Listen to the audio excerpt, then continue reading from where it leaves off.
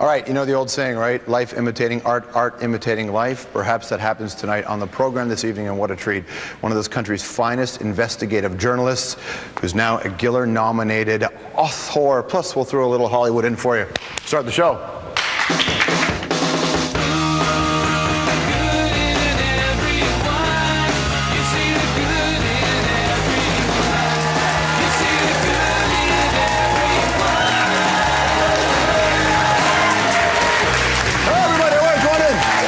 Nice to see you. Welcome to the show. It's Tuesday. Tuesday's gone with the wind. If I can, just before we start, first up right here, happy Barley Day to those of you who are on the French Republican calendar.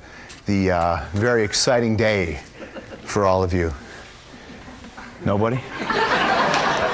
Yeah, in the old days, you could always count at least 2 people who are on the French Republican calendar. It's a hell of a program tonight. I'm very excited about the show that we have for you today, because there's a lot of range of emotion, a lot of things to talk about. One of this country's finest journalists, Linden MacIntyre, is on the program. A fine actor by the name of Peter Sarsgaard is on the show today. And the latest pair eliminated from Battle of the Blades, Ron Duguay and Barb Underhill, all of them tonight on the show. Now, here's the thing. The difference with this week's eliminated pair appearing on our show is I was one of the judges, so I'm part of the reason they're gone. So we're going to see how that goes, all right? A lot of stuff there. It's 11 days to Halloween. I'm reminding you because you'll stop me on the street and you'll go, Bucky, Georgie, why didn't you tell me? So I'm telling you, if you're still into dressing up, later on in the program, a little tip for you, all right? Especially if you're into inappropriate costumes. Because I've been known to do that from time to time. I totally forget that some of you know who I am, so I walk down the street and they, are you really dressed as that? And then I'm like, yeah, oh shit. This will be on the blogs over the weekend. The Globe and Mail has like the society pages, which I never appear in. I've never did. But the writer who was there, Laura, asked me what my costume was going to be. So I gave my standard answer, right? I'm going as a priest. I go as a priest every year. Not because I'm trying to make a larger point about religion. I just owned a lot of black turtlenecks. You throw in a little piece of white hockey tape and in nomine padre, God's your uncle. That's what I do. That said, after reading The Bishop's Man, Linden MacIntyre's new book, I think I might need a new costume. One of the greatest journalists this country's ever given us. Linden is here. Here's his bio. You know, George, if you want to be an investigative journalist, you gotta be tough. And in this country, they don't get much tougher than Linden MacIntyre. Crisis or political horse manure, it's now clear that acid rain is more than just another environmental problem. More than 30 years at the CBC, nearly 20 of them at the Fifth Estate. But Linden didn't start out in TV. He started in print at the Halifax Chronicle-Herald and the Financial Times of Canada. But then in '76, time for television. Linden joined CBC in Halifax at a show called Here Today. Then he got his own show, The MacIntyre File. And in '82, it was on to the Journal. 8 years later, Linden was hired to co-host The Fifth Estate. Along the way, he's won a bunch of Geminis, including Best Overall Broadcaster, plus a slew of other awards, including the Gordon Sinclair Award for his contribution to Canadian journalism. He also did a doc called To Sell a War, about the First Persian Gulf War. This war very much had to be sold. That won an international Emmy. Oh, and another doc called A Toxic Company won a Peabody and George Polk Award. Confronted by regulators, McWane promptly pled guilty to illegal trade practices. Case closed? Well, not quite. Linden is also an author. His latest book is called The Bishop's Man. It's about molestation in the Catholic Church. It's fiction, well, sort of, and it's just been shortlisted for the Giller Prize. Everybody, please welcome Linden MacIntyre. Nice to see you, man. How are you? Excellent. The journalist writing a novel, it's not your first novel, but it's a long time in between novels. Is this a culmination of all the things that you ingest over the course of your career? Well, I hope not. I hope that there's some more in there. But there is, as we say in the business, over matter. Mm-hmm. You put so much on. Journalism, in the cliche, is kind of like the iceberg, you know, that you see 1/10 above the water, and then there's all that stuff below. And I believe fiction is an appropriate way to process some of that stuff. The subject matter you tackle on here, what was your relationship like with the church previous to this? Well, it's not a hostile. I mean, it's always been a very close relationship. I wouldn't be considered a very good Catholic, and haven't been for quite a long time. But I grew up in a very intensely Catholic environment. My mother is of Irish Catholic background, and the family was very, very traditionally religious. And it was a tiny place, and the church played a big role as a kind of organizing factor in the community. It was a community. And there was a long tradition where I grew up of political activism and social justice issues involving priests. So. Well, and also I think a lot of people, certainly from the East Coast as well, when they grow up around churches, a lot of young boys enter the priesthood. Yeah, you think of it. Yeah. Up to a point. Then girls start walking around. And then girls start walking around, and you say, well, maybe I'll give it some more thought. But prior to that magic moment in your life, I mean, it becomes one of those career options, and there weren't many where I came from. Right. You're Newfoundland? Cape Breton. Yeah. Oh, right. And my father was a hard rock miner who had never been to school, and his one determination was that I wasn't going to be a hard rock miner and that I was going to go to school, so he made sure that that happened. But even going to school, the options weren't all that great. So at a particular point in your life, you see these influential, highly respected people called priests. And in one particular instance, we had a visiting missionary who regaled us for about a week with these incredible stories about the Middle East and Africa and Asia and places he had been. And I said, wow, that'd be a pretty interesting way to spend your life. Until my mother took me aside and told me that there are easier ways to see the world. And then a girl walked by. And there she goes, right? There she goes. Was there a family pressure? When a father says you're not going to be in the mine, and you're going to go and you're going to get an education. It's a lot of weight to carry for a young person. Yeah, and I did go in the mines, and not coal mines, but I went into the hard rock mines to earn my way to a university. Sure. And I remember once he said he was going away on vacation. We were actually living in the same bunkhouse, and he was going out on vacation for a couple of weeks. And he the morning he went away, and get this, the morning he came into the room and I could smell booze. He was on vacation already, and or maybe that's what it took for him to be able to have a heart-to-heart. Mm-hmm. And he said, while I'm not here, he says, I don't want you to do anything stupid. Even if some stupid person tells you to do something stupid and he's a boss, don't do it. Mm-hmm. He says, you're only passing through this place. And that was his plan. And I never really forgot that. That's a hell of a moment to have, because it also speaks to, at the time, a lot of those guys working in the mine didn't really have the opportunity to say no. No. A lot of pressure. No, it was one of those magic moments that I'll never forget. It makes you the man you are, doesn't it? Mm-hmm. Then you get into this situation here and you write a book. I mean, you're talking, trust and faith, and then when it's betrayed by the church. I mean, this isn't about the church in general, but you're talking about individuals. When you walked into that world, you never really covered the story, but you were aware of the story, the scandals in the church, right? The story, some people might think this is a salacious book about pedophilia. That's the backdrop.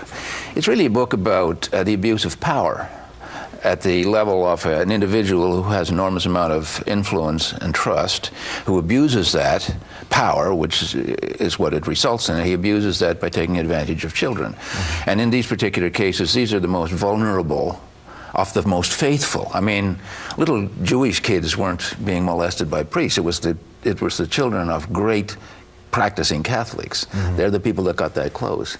So, and then there was even, in my view, and I think the book bears this out, is the greater betrayal by the leadership of the church.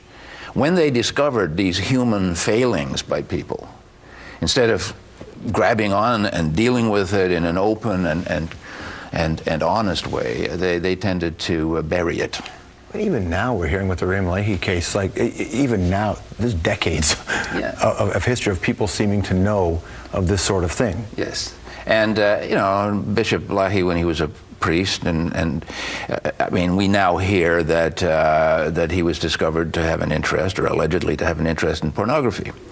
And I feel a little bit sorry for the man because, I mean, if it is pathological difficulty he has, somebody should have helped him with that a long time ago instead of just helping him bury it. And then eventually stationing him in a diocese where he was unlikely to be ever challenged, because this is a place that has a great deal of traditional confidence. Well, I think the priest's role in communities has changed. And I think people's perception of priests have changed, even though everybody knows it's a small number of people in the church who are committing these crimes or who have these failings. The stories around that small few have completely taken over that position. Yeah, and in that particular diocese where the book is located and where Bishop Lahey was the bishop, I think it's like 389 priests and nuns. And I feel really sorry for those people because they have to go out every day and face the community. And these are communities, small communities, where it's very tactile, it's very personal. And they're very civil people. But everybody knows what everybody is thinking. Right. And, I called my mother up after the Bishop Lahey thing broke, and I said, what's Father Boyd in Port Hawkesbury? How is he taking it? And she said, the poor little fella. He almost broke down, reading the Archbishop's pastoral letter about this scandal. And so it is an extremely personal and highly emotional situation. You always get the sense, too, that it's, a lot of people like to jump on the media and say that they're blowing it out of proportion, but the reason why everybody is unsure of who's doing what is because of the leadership in the church. That's right. We don't know who's being protected and who isn't. Exactly. And again, I go back to my theme, which is abuse of power. And abuse of power is just one of those common problems in life, whether it's the abuse of power in large corporations, the abuse of power in politics, abuse of power in journalism. I mean, we've seen that. An awful lot. A lot. I was listening to The Current yesterday on Radio 1, and one of the things they were talking about was citizen journalism, which I think is a complicated collection of words, and people's different perspectives of it. But now that you're at this end of your career, having gone through the journey you have gone through, what do you think about how it's evolved with who's dishing out the news? Well, it's a natural phenomenon. I mean, journalism started out with pamphlets, and it started out with little simple broadsheets handed out on street corners. It started out with a whole lot of people who thought they had something to say. It had a whole lot of people who were nosy and had a compulsion to spread it around, and then it eventually became organized in large media organizations. Now we have the same phenomenon all over again. Everybody who has an opinion gets a blog, and the blogs feed off each other. Mercifully, there's a few large and responsible and serious organizations at the center from which they can steal. But unfortunately, my big concern is that these organizations are being weakened. Whether it's news and current affairs and television, it's being shaken all the time. Whether it's the New York Times or the Globe and Mail or the Star or the Halifax Chronicle Herald, where I started out, or the CBC, or the CBC. I mean, there's something very shaky about this entire profession and the media in general. So, where it'll go, I do believe that people will always need to know stuff, and they will eventually, they will find, well, they are finding that the best place to get it is where there is a dedicated professionalism. Sure. Linden's been an investigative journalist for an awful long time. He's been on the hunt for a lot of people, including one of the most popular singers of the past 50 years. We'll find out that story, how Linden hunted down this very famous guy. More with Linden MacIntyre right after this.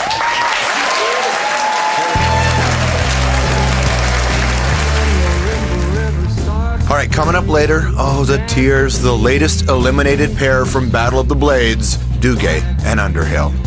I'm going to stick my toe in, jump into the air, and leap this way. And I got to catch you And like you have this? to catch me.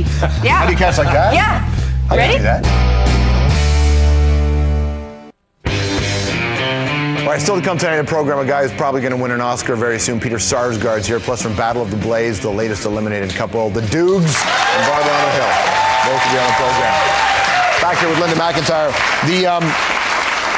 You're nominated for a Giller. You've won many awards, multiple Geminis, the Fifth Estate's obviously one of the most important shows the country's ever had. But the Giller nomination, what does that mean to you?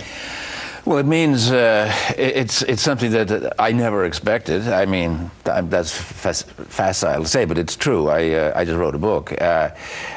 for me, and I don't want to sound pious, not after that book. It's bad company, man. I'm really happy for the people who really had a lot of faith in the book. You know, the publisher, the Random House, Ann Collins, and people who had enough faith to put it out there and give it a bit of a boost, and they have kind of been validated. Their judgment has been validated. If the thing wins a big prize, fine. It has been listed among the 5 best fictions of this year, selected by 3 extremely good writers. Yes. That's good enough for me. Yeah, this is one of those rare categories where it is an honor just to be nominated. It is indeed. I mean, everybody says that, George. But how happy are you today? After the Gemini. Yeah, the Fifth Estate beat the Hour last night in the Gemini. Let me just say, and we're sorry. I call bullshit, by the way. No, I'm just kidding. I'm just kidding. The Perry Como. That's the popular thing we were talking about. You hunted down Perry Como. I did. And at the time, he was quite a big deal. But I was a newspaper reporter, and I was based in Ottawa. I was like 22, and I was supposed to be big shot parliamentary correspondent for the Halifax paper. And there was a woman at the Halifax... 22. At 22. Nice. There was a woman at the Halifax paper who had an obsessive affection for Perry Como, who even then was kind of like hokey, but Perry was her idol. Now, I got a rocket from her one day. She heard that Perry was in Ottawa someplace. And a rocket's a letter, just a note to her. No, it was like a telex or something like that, or a telegram. And find him, interview him, and send me the feature story you're going to write. Like, okay. And by God, I found him. And I was quite shocked. I actually ambushed him. He didn't expect me. I didn't go through channels. I tracked him down at, I think, Lansdowne Park or something like that. And here's this decent little guy, a little fellow in a sweater, very friendly, short as I, he was a little shorter than me. Well, how'd you find him? Like, you just stalked him for a while? I just asked a bunch of questions, made a bunch of phone calls, tracked him down, and he's the guy in a sweater in a park. Yeah, I think he was going to do a concert someplace, and I still remember standing. It was a stand-up outside kind of chit-chat, yeah. And I still remember hearing from him. And in those days, you didn't talk much about how you feel about Canada, yeah. And you didn't really care what other people. But here was this little guy talking about his great love of Canada, and he was always coming up here, and he was going on holidays in Quebec and vacation and this and that. And I said, well, Perry Como can go anywhere in the world, but he comes to this country. So I wrote the feature, sent it off, and was famous ever after with that particular editor. Sure. And then that one woman thought for 1 second that whatever she wanted, you would do. And I probably would, too. You probably would at the time. Do you ever have a politician, a prime minister, somebody that you didn't want to engage with, that you looked at and you went, I don't want to get into this fight? No, I found them all. I engaged with Diefenbaker after he, and he was a nice, nutty old guy, but a bright fella, and we shared a lot of interest in history. Lester Pearson was a dear man, which everybody remembers. I remember, Joe Clark was tall. I always thought Joe was going to be short. Yeah. And I ended up standing beside Pierre Trudeau one evening at a reception, and he was shorter than me. And I said, geez, everybody thinks Pierre's so tall. What was it like engaging with Trudeau? It was very superficial. Yeah. I didn't push the envelope because the man was too smart. You didn't want to engage with him. He tended to pick fights when you engaged. So it was all kind of superficial. Nice guy with Ryan Ginger, and we talked about just nothing much.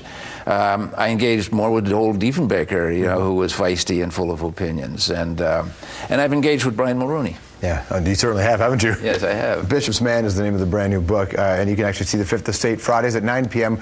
right here on this network, CBC. Linden MacIntyre, everybody. Great to see you.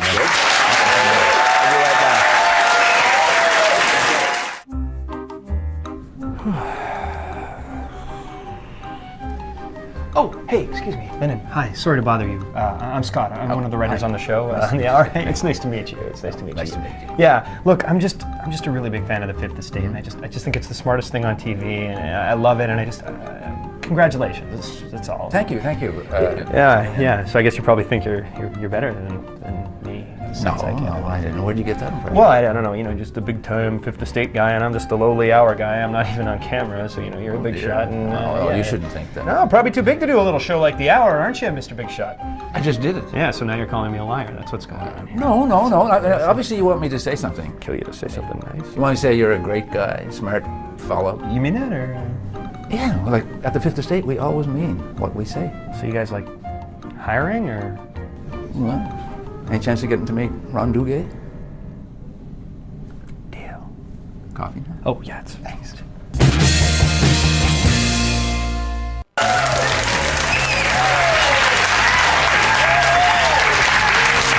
All right, you're back in there. Come on in. We still have a lot more to come on the program tonight. Something you may be able to relate to. I don't know if you experience some form of neuroses. We all do. You're in a room at one moment, you're looking around wondering why you're there. What the hell am I doing in this room? Peter Sarsgaard, the actor, really good actor, goes through that all the time. He'll talk about that in just a second.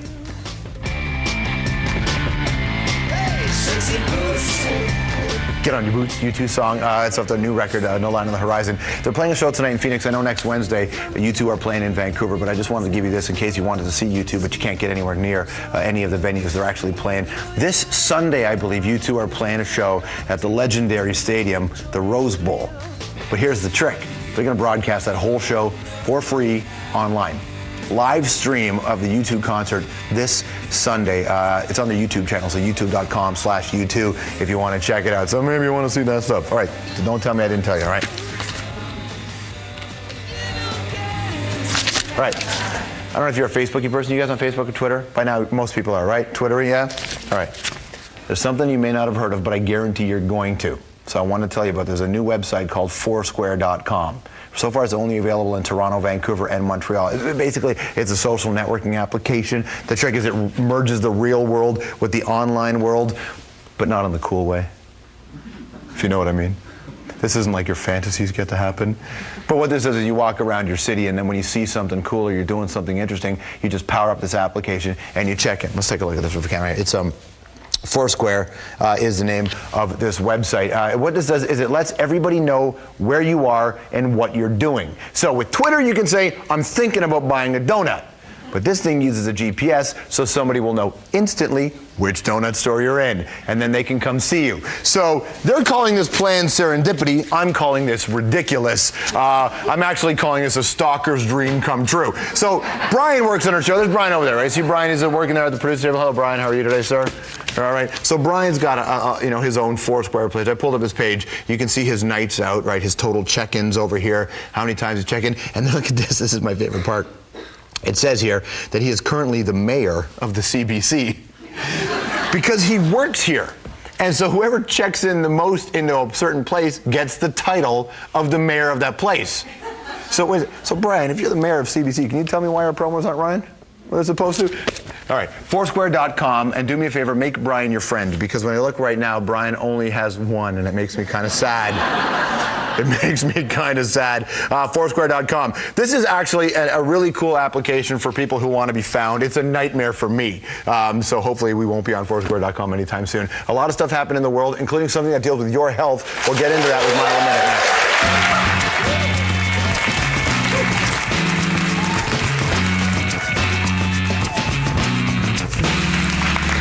All right, so what happened today? What can I tell you about today? Things that you need to know. First, your health. Everybody talking about swine flu. Are you worried about swine flu? Do you guys get all freaky about swine flu? A couple people got some no's, but they're going, no. You have this too. I bet you.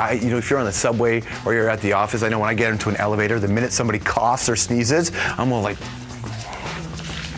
right? Cover your eyes right now. So along with the actual virus, though, there's another terrible side effect to the swine flu. People, we've lost the hug. The hug is gone. A new poll suggests that 2 out of 3 people in Canada have stopped giving hugs or shaking hands because they're afraid to catch the swine flu.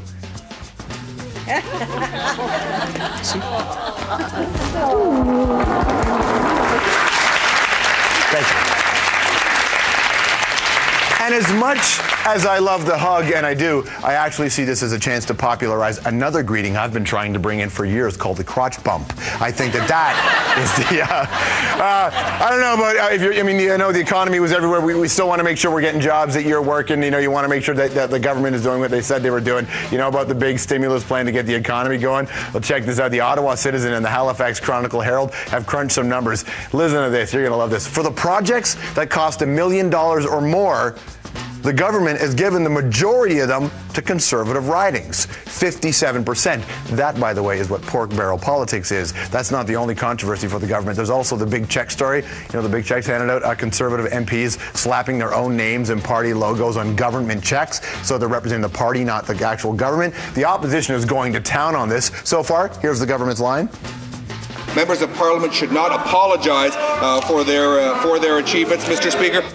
All right, now the government says it has photos of Liberal MPs with signed checks of their own, minus the party logo. So basically, we have a government that's saying we can do it because you did it, and an opposition saying you can't do that even though we already did the same thing.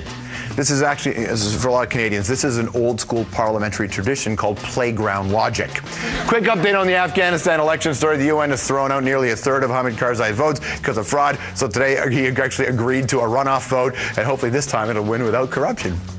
Here's a story that struck me about how conflict can play out. And, you know, we read about conflict all the time in the newspaper. We tell you these stories. Remember last year, Russia and Georgia had a war. Not Georgia, the state in the United States, but Georgia. Well, now Georgia is making a movie about it.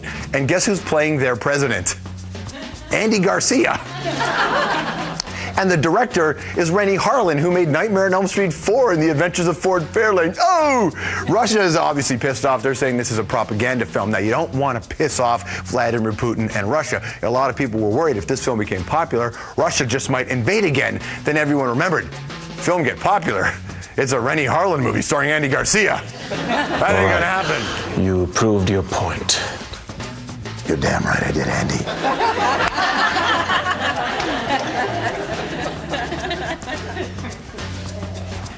Off the top, we talk about Halloween, right, huh?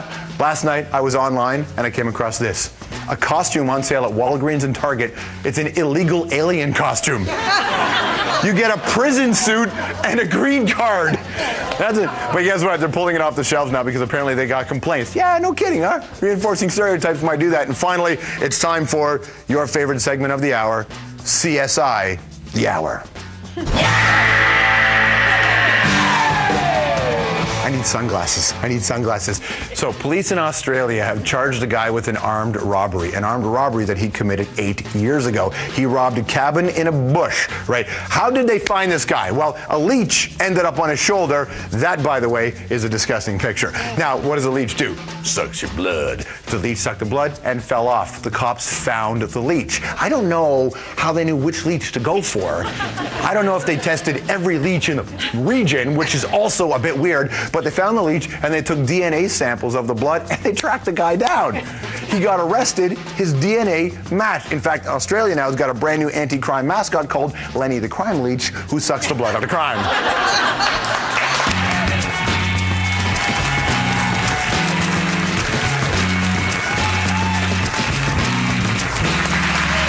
All right, our next guest is one of the finest actors in Hollywood. We've talked about, a lot of people say he can win an Oscar. They think he certainly can. He's got a lot of range, but he kind of hits you right where it hurts. Peter Sarsgaard is here, but first his bio. You know, George, Peter Sarsgaard has a dark side, at least on film. I mean, this guy has taken on some challenging and at times disturbing roles. Don't let me go! Like in Boys Don't Cry as a sociopathic killer. Shut up. Shut up! Or how about Jarhead? Requesting permission to take the shot, sir. Request denied. Peter plays a die-hard Marine out to prove himself in combat. That is my kill! That is my kill! You just jockey! So what's his story?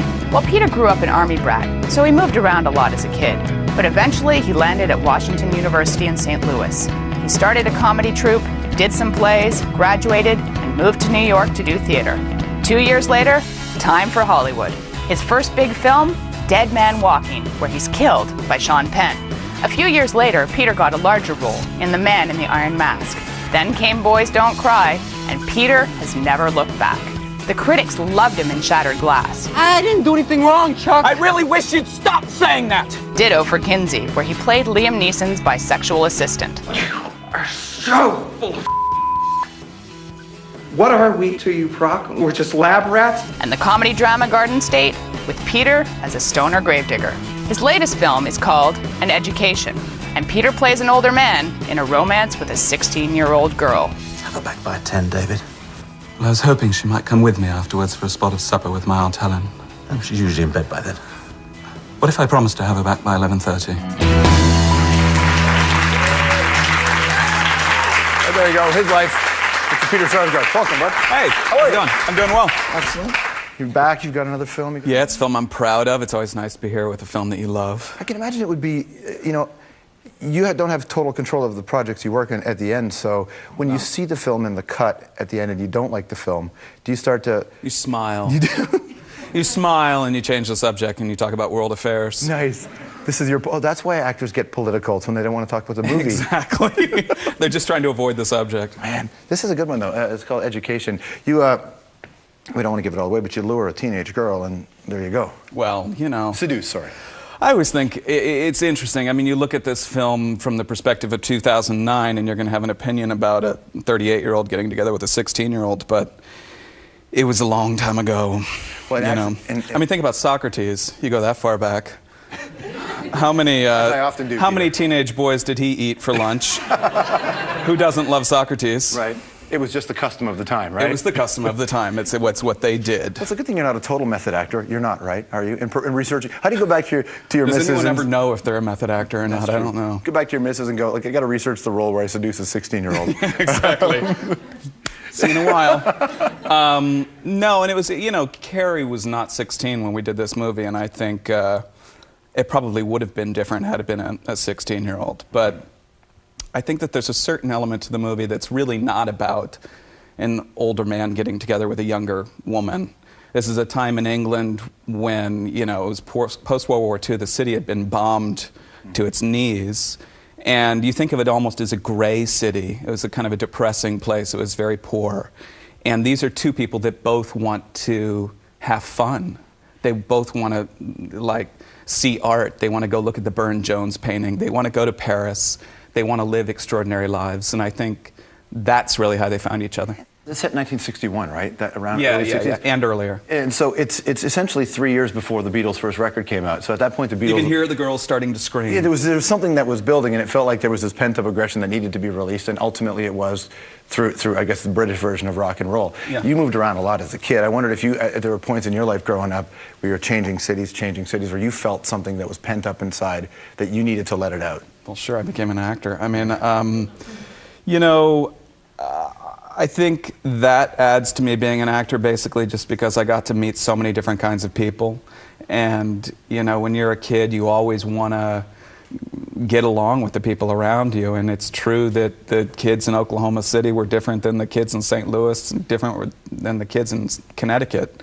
So, you know, you find yourself like suddenly playing lacrosse in Connecticut. You have no idea what you're doing, and you're like, yeah, dude, awesome. In Illinois, you would have been beaten up if you had done that. Exactly. In Oklahoma, you know, I'm like trying to find crawdads underneath a stream somewhere.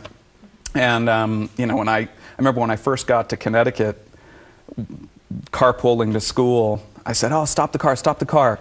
And I got out of the car, and there was a pheasant on the side of the road, and I tied flies. And there are certain feathers that you can use on the pheasant to tie flies. You tied fishing flies. You didn't find flies and tie them up. So not flies, fishing flies. And so I went to go get it and bring it back in the car, and they're all like, what are you doing? And I actually got my mom to drive me back to pick it up at the end of the day. My mother and I skinned it together. I mean, I'd never even done that before, but, you know, I quickly learned not to be like that. You know, I actually stopped fishing in Connecticut, sadly. But that's a more subtle version of fight or flight, right? It's about adapting. Yeah, and so like when I went to go do this film in England, you know, and I'm around an all-British cast, it's not so much about just doing an accent. It's about fitting in and trying to belong, which is what my character's trying to do, which is why it makes sense that they cast me to play this role. I mean, when they first offered me this part, I was like, I'm not Jewish. And I'm not English. Mm-hmm. Why are you offering me? I was like, sure, I'll do it because it's good. But I just couldn't figure out why I'd been offered it. And it took a while for it to get made. It went through many variations. And then when it was finally about to be made, I really had like a panic attack. I was like, it was not about the accent. I just thought they've cast the wrong guy. And then I realized that feeling of not belonging, of not being a part of something, was exactly what this guy was going through. And I think that really comes across in the film because the rest of the cast is British, you know. It was one day when I was doing this film, and there was a scene where I'm talking about C.S. Lewis. Mm-hmm. And C.S. Lewis, the author, I say, is somebody I know. in the movie. And without fully knowing his first name. Without fully knowing his first name. I'm like, what do you think, it's Carl? Or what do you think it is, Charles? And when I was doing that scene, I'm telling her parents that I suddenly thought, I'm in a movie doing a British accent. Is this my hand? Is this my body? Why am I wearing these clothes? I have to go home, guys. I have to go home. I had like kind of, you know, not a panic attack, but just kind of one of those things where you're just like, yeah, there are like cameras on me, and I can't do this. You know, and you feel just sort of the makeup starting to go like that, and you're just like, oh boy. And everyone around you is trying to give you water, and the world's kind of going like that.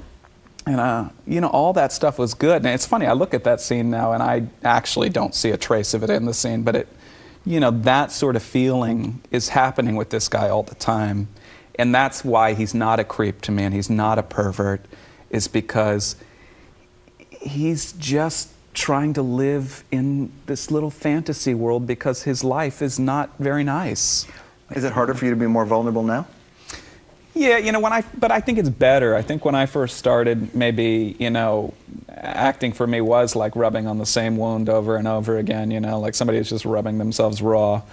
And I think I found a way to enjoy it more as I've gotten to do it. I mean, I really fell into acting. I did pursue it, but it really kind of, it was the path of least resistance for me for a long time.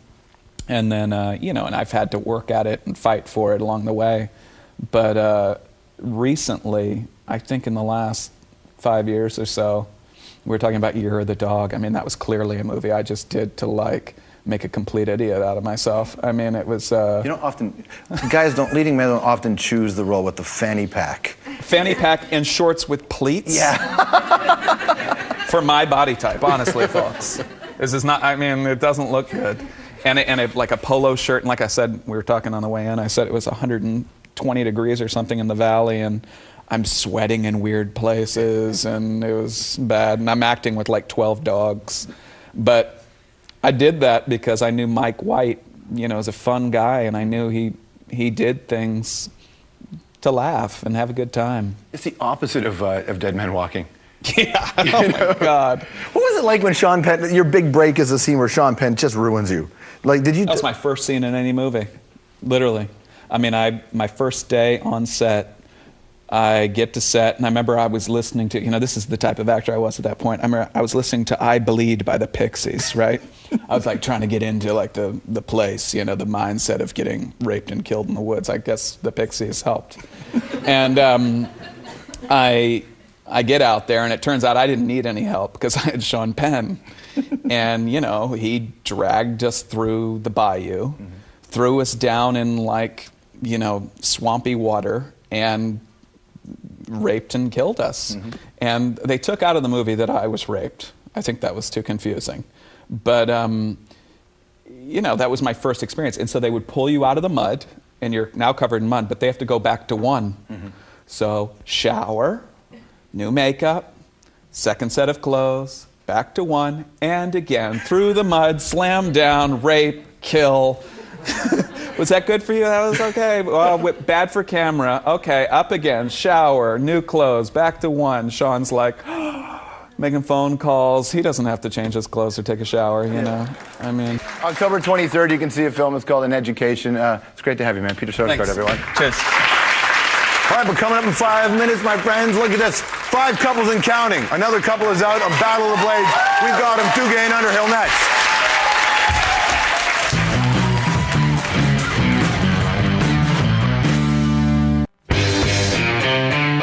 Hey, you got to come back tomorrow on the program. A guy does not do a lot of television press. Steve Ballmer, the CEO of Microsoft, will be here. Not just Steve, but also Snoop, the big doggy dog. Both of them are going to be here tomorrow on the show.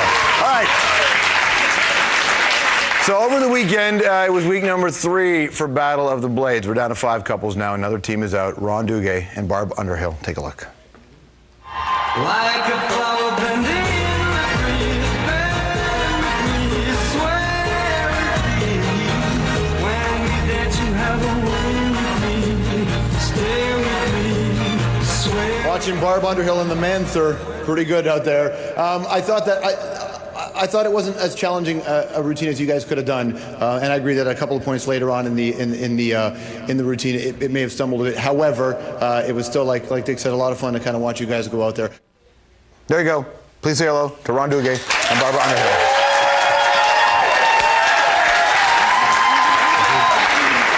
Nice to see you. Thank you so much. Good to be here. Good to be here. Good to be here. Have a seat. Let me sit here, Bob. Have a seat. All right. Hi, how are you guys? Oh, good to be here. This is I'm Good sure show. it is. I've been in Toronto now for a couple months, and I watched your show, and you're the real deal. No, it's no, good. come on, man. Yeah. It's good. No, come on. So I'm Kay. I was a judge, but there you go. So 5-5. What's up with that? Hey, I called it as I've seen it, As soon dudes. as you did that, I said, we're done. We're done. As soon as your mark came up. You know what I we're loved done. about the way you guys handled it? Like, you take it seriously. There's there's joy and disappointment. No, but not everybody takes a reality show seriously. But you guys really wanted to win this thing. Oh, yeah. I think this was a little different. It was competing. It was in her life, being a figure skater, and for me, being an athlete, I wanted to, not that I against my other guys, it wasn't like I was going after the jugular, going after the throat, but our certain instincts come out, and there's an audience, and we're entertaining, and and so we still want to win no matter what. When I watched the Saturday and Sunday, I was there for the dress rehearsals and just watched the routines and watched everybody practice. I felt like the figure skaters were almost like bullfighters, because you had these big beasts of guys, and the skaters were getting banged up, and there was people are getting hurt, and I think that's what's happening now. Like, a lot of people watching the show don't know that you guys get hurt out there. What was it like out there when you first? I mean, look, you got the Dukes, man. Coming up. What was that like? I didn't really know of the reputation before he arrived. I knew of him. I knew the name. Googled me. I Googled him. Oh, dude, if you Google him, it's awesome. I Googled him. But honestly, I think he looks better now than he did back then. And so, I'm telling you, when we were doing that first routine, Unchain My Heart, I was having a bit of a hard time. Was your heart becoming unchained, Barb? It was kind of like living a bit of a fantasy out there on the ice, For me, after all these years, hadn't skated in 11 years. Here I was back on the ice again. I'm skating with Bon Jovi. I mean, come on. You got a lot of that, didn't you? It was great. Yeah. I mean, I felt so alive again and just so young again, and we were just having so much fun. What a treat it must be just to be able to experience it again, because professional athletes don't get to relive that kind of competitive spirit. And you guys, we both had been out of your sport for a while, so it was a gift. It really was a gift to be able to relive that, go back into the spotlight and challenge ourselves again, because I think that's what we miss. That's what I miss anyway. I miss putting myself out there. I miss leaping across the ice and taking that risk of falling.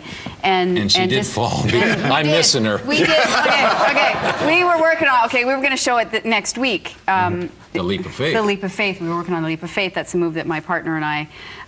That was our signature move. Right. Where I can do it with you if you'd like. Okay. Hey, don't hold the 5-5 against me. So literally, right. I'm skating really, really hard backwards, and you're chasing me. Okay, you're chasing me. Eye contact. Eye contact. Right. I'm going to stick my toe in, jump into the air, and leap this way. And I got to catch you. And you have to catch me. Yeah. How do you catch like that? Yeah. I Ready? can do that. While she's in the air. Ready? Okay. All right. Ready? Don't actually jump though. Okay.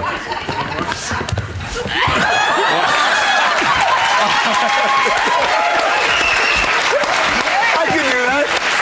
That would have been great. So the first time we tried it for cameras, the camera just happened to be there that day. Yeah. And poor Ron, I'm a bull out there. I'm like, come on, okay, we got to try it. We got to. Man, in rehearsals, you were busting him up. You were making him all the time, and you were just like, let's go again. Yeah. Let's go again. But the first time we tried it, it is a leap of faith, right? Because I'm blind, and I just leap into thin air, and he's got to be there to catch me, and I was in the wrong position. He did not get there. He did not get there, and I landed there. Oh my God! Right, well, who do you think? Who do you betting on right now? We've got our odds posted on our website. You guys are favorites actually going to a couple of weeks. Jory's odds for Battle of the Blades. Who are you betting on now? Can you pick a side? I'm going to say it's going to be a battle between Craig and Claude. Craig and Claude. So you got Simpson Saleh and Claude and Shaylin Bourne. Yeah, it's going to be a good battle. They're the top two ones. Battle of the Blades. CBC.ca/CR. You can see Jory's picks right there. Ron Duguay, Barb Underhill. Everyone, great to see you. Tomorrow's headline tonight is next. That was good. I like that. Thanks, man. I'm gonna get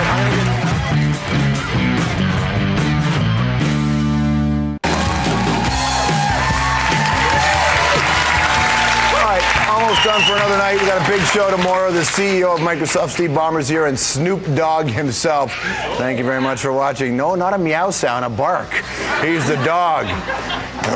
Here's tomorrow's headline tonight.